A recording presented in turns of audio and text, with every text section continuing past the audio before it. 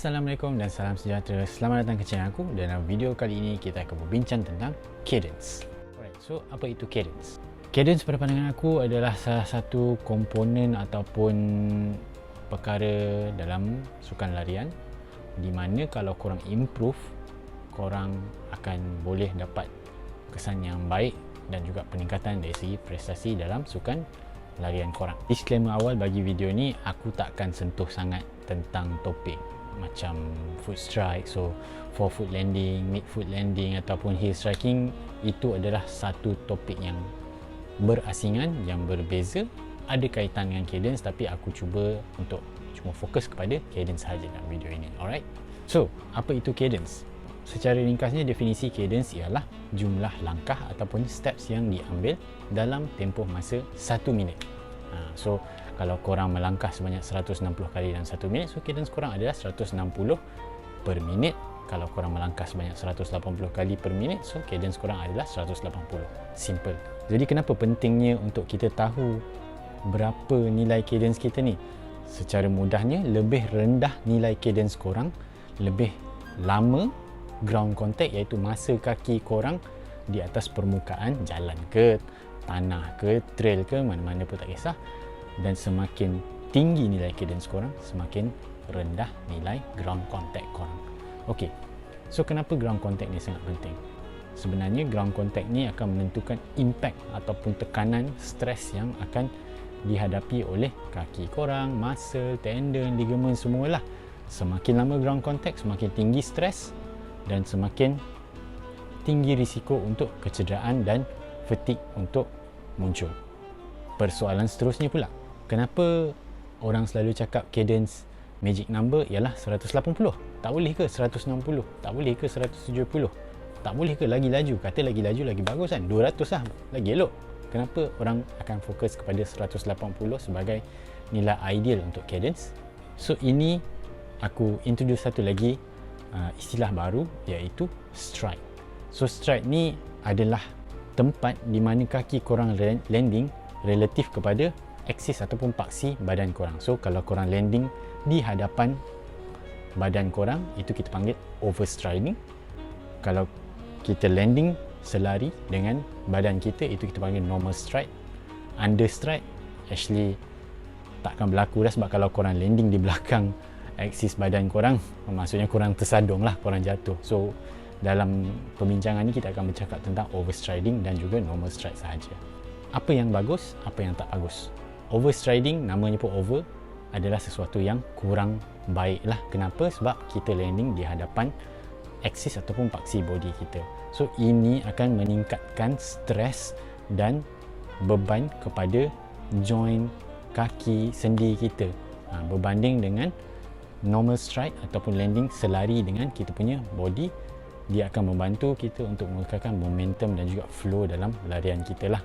Tak banyak tenaga dibazirkan berbanding dengan overstriding. Apa kaitan cadence dengan overstriding tadi?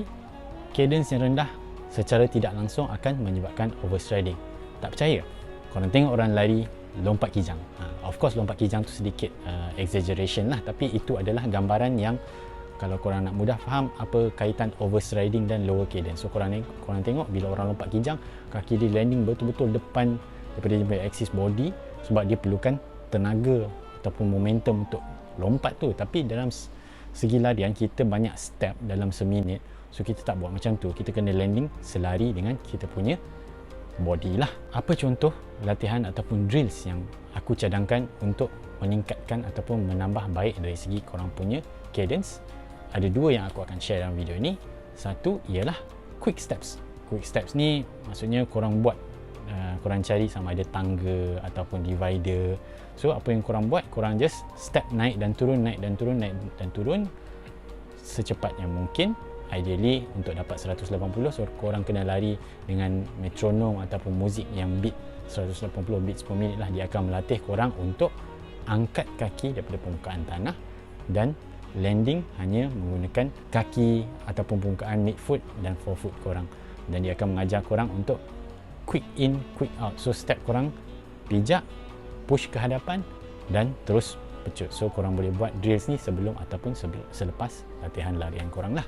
Drill yang kedua pula aku akan share di sini ialah tiptoe running. So tiptoe running maksudnya dia macam menjengkit sajalah. Dia sama juga drills yang korang buat selepas latihan larian korang.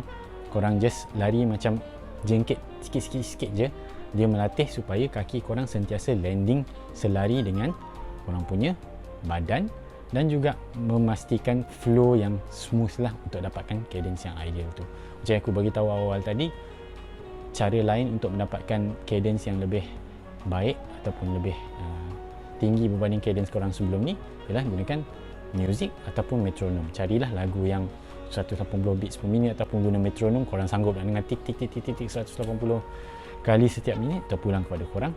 Apa-apa cara pun berkesan. Itulah sedikit sebanyak yang aku boleh share berkenaan dengan cadence. Penting ataupun perlu untuk korang ingat, elakkan daripada meningkatkan cadence korang terlalu cepat. Sebab perubahan running form akan menambahkan ataupun ada risiko untuk kecederaan, sebab korang dah biasa berlari dengan form lama korang. Bila korang berlari dengan form yang baru, korang akan menggunakan muscle yang baru, dan kalau terus bantai je, ada risiko untuk kecederaan di situlah. So aku nasihatkan kalau nak naikkan cadence, naikkan secara berperingkat. Mungkin dalam seminggu 2 minggu korang just naik 5 steps per minit. Naik 5 steps per minit. Bila korang selesa, korang dah biasa, dan korang naikkan lagi supaya boleh cecah ideal 180 per minit tu lah.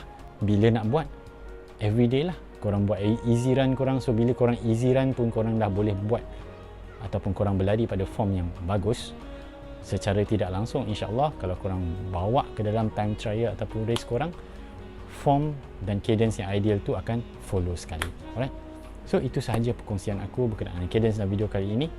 Kalau korang rasa video ini bermanfaat, jangan lupa like, share, subscribe, follow aku di ruangan media sosial, dan sampai bertemu dalam next video. Bye.